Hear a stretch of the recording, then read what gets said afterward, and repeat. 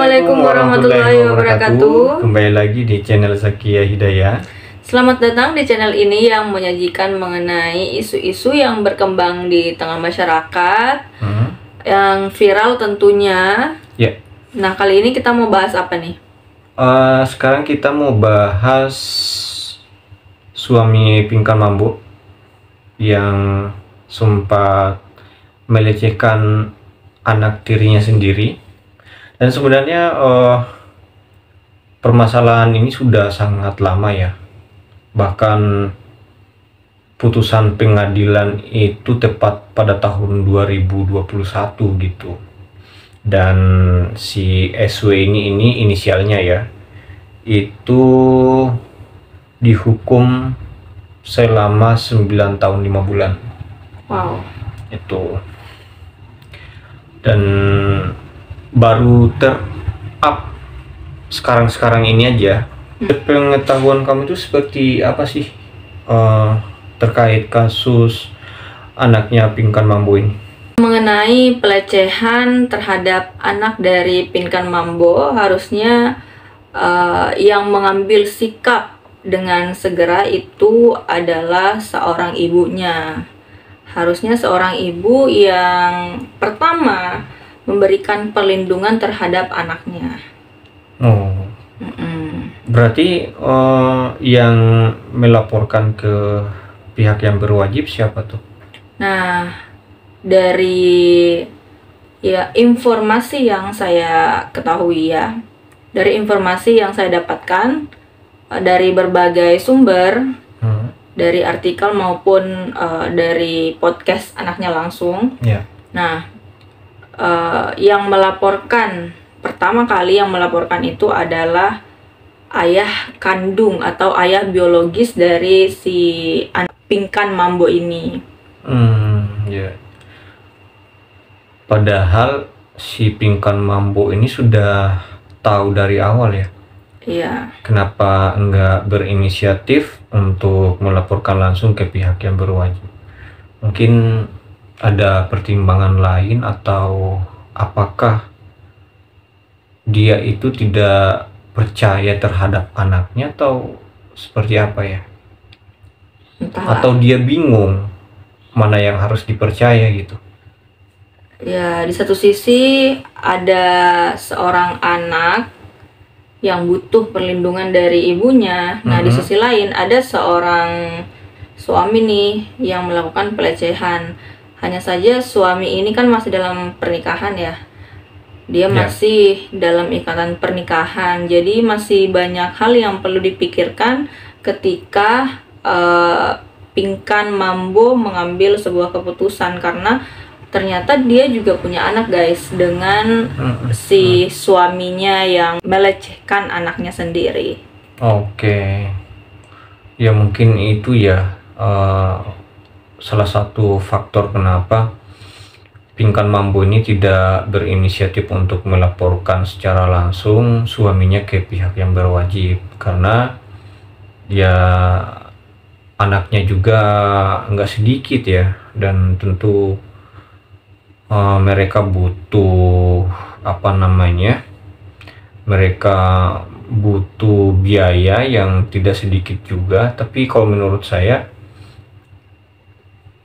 biaya kehidupan dibandingkan dengan hal-hal yang menyangkut kehormatan itu, saya rasa kalau bagi saya ya, yang lebih diprioritaskan itu adalah hal-hal yang menyangkut kehormatan. Karena ini seorang anak yang usianya juga pada waktu itu masih di bawah umur, bahkan sekarang juga masih di bawah umur itu. Kalau nggak salah sekarang itu umurnya 17 tahun. Kejadiannya ini sudah sangat lama ya. Kalau saya dapat informasi itu,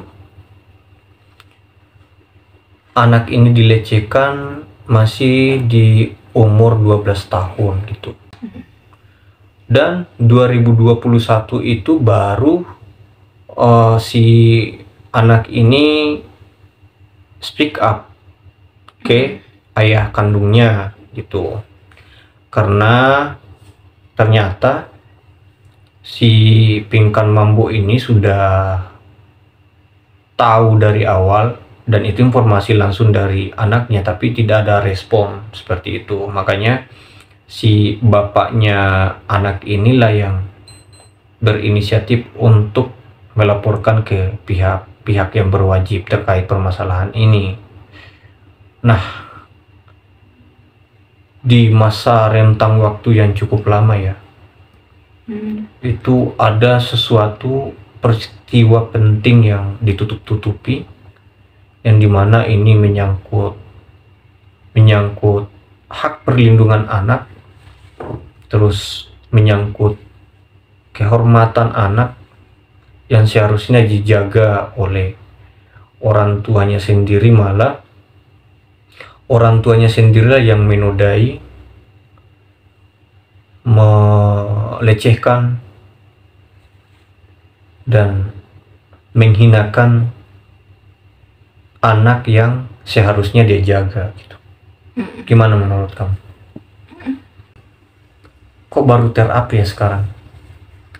Ya, anaknya baru speak up, baru berani speak up. Iya.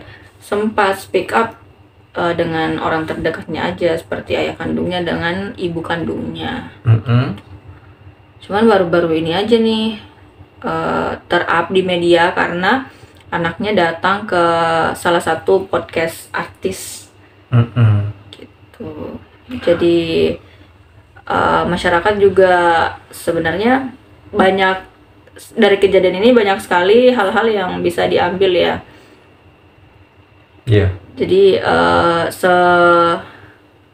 sedini mungkin kalau anak di bawah umur ya paling tidak dia bisa diamankan lah dari ayah tirinya gitu ya. Iya. Ya sebenarnya sih tidak semuanya juga ayah tiri sebejat itu ya, dalam tanda kutip sejahat itu. Cuman ya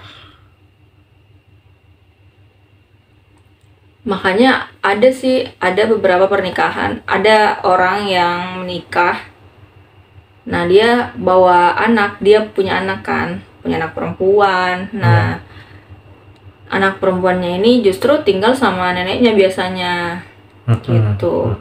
Karena gimana ya, meskipun statusnya sudah menikah dengan ibunya kan, hal-hal yang tidak diinginkan bisa aja terjadi, apalagi kalau anak perempuan. berarti pasca kejadian itu si anak ini sudah tinggal bersama dengan ayahnya ya? Iya, menurut informasi sih dia udah tinggal sama ayahnya nih sekarang ini. Iya. Kasihan juga sih, mungkin karena dia merasa bahwa pengaduannya terhadap ibu kandungnya sendiri atas apa yang dialami selama ini itu tidak begitu direspon, sehingga dia mengadu langsung ke ayah kandungnya. Miris sih. Seharusnya ibu kandungnya ini atau Pinkan Mambo yang berinisiatif langsung untuk melaporkan hal ini ke pihak yang berwajib. Karena apa? Karena Pinkan Mambo lah yang hidup bersama dengan anaknya, terus secara otomatis ya mungkin ya dia merasa lebih punya tanggung jawab penuh dibanding ayah si anak ini. Apalagi sama-sama perempuan kan, harusnya lebih dekat, lebih terbuka satu sama lain. Betul. Apalagi anaknya sudah remaja. Iya. Anak-anak remaja seperti ini, seperti anaknya Pinkan Mambo ini sangat rentan, memang rentan pergaulan bebas. Nah, di usia remaja seperti anaknya Pinkan Mambo ini harusnya dia disibukkan dengan aktivitas belajar, aktivitas dia pengembangan diri, iya, skill. Iya betul, mengembangkan potensi yang ada dalam dirinya. namun dia disibukkan dengan hal-hal yang betul-betul sangat sangat menyakiti perasaannya gitu loh. Ya, Kalau anak usia di bawah umur itu berapa sih hukumannya? usia di bawah umur ya. Ya, kalau secara khusus di Indonesia itu memiliki undang-undang tersendiri ya terkait perlindungan terhadap anak gitu. Ya. Yaitu Undang-Undang Nomor 23 Tahun 2004 tentang perlindungan anak. Dalam pasal 81 dan 82 Undang-Undang tentang perlindungan anak diatur bahwa pelaku pelecehan seksual terhadap anak dipidana penjara paling lama atau maksimal 15 tahun. Itu paling lama ya. Nah, itu ditetapkan Pengadilan Tangerang selama 9 tahun 5 bulan. Itu tepat pada bulan Desember 2021. Jadi ini kasusnya sudah ingkrah ya, sudah diputuskan. Itu udah lama masuk penjara. Nah, harus dipikirkan juga nih dari pihak Pinkan Mambo, apakah selesai dari penjara masih dalam status perkawinan dengan si ayah tirinya anak tersebut atau seperti apa. Kalau memang masih dalam status perkawinan, pernikahan, itu sebaiknya si anak ini tinggal dengan orang yang sudah lebih aman gitu loh. Sudah tepat sih, si anak ini tinggal dengan ayah kandungnya sekarang. Sehingga dengan begitu ya mungkin ketika si ayah tirinya ini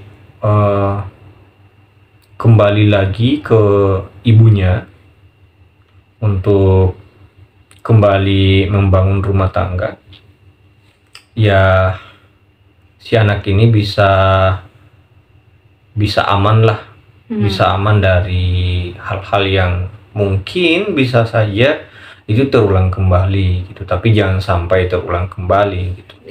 Apa nilai yang bisa kita ambil dari kasus ini?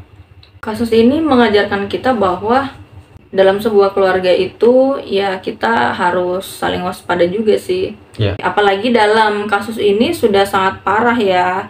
Jadi siapapun yang melakukan kejahatan, mau itu dari pihak keluarga kita ataupun dari orang lain, itu seharusnya emang ditindaki secara hukum, karena memang negara kita negara hukum ya.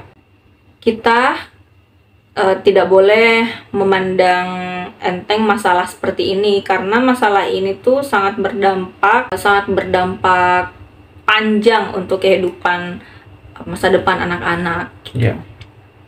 Dan ketika dalam suatu pernikahan ya kita harus memikirkan juga anak-anak ya.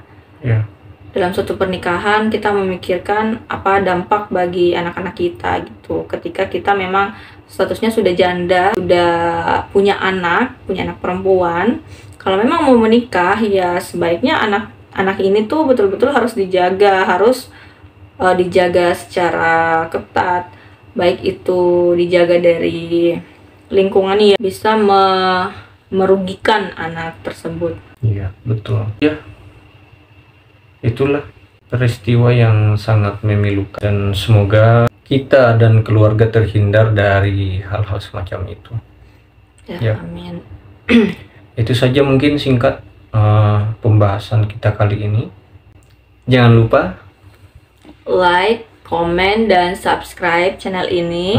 Nonton video-video yang lainnya dari channel Zakia Hidayah tentunya. Oke. Lanjut. Billahi taufiq wal hidayah. Wassalamualaikum warahmatullahi wabarakatuh. Terima kasih.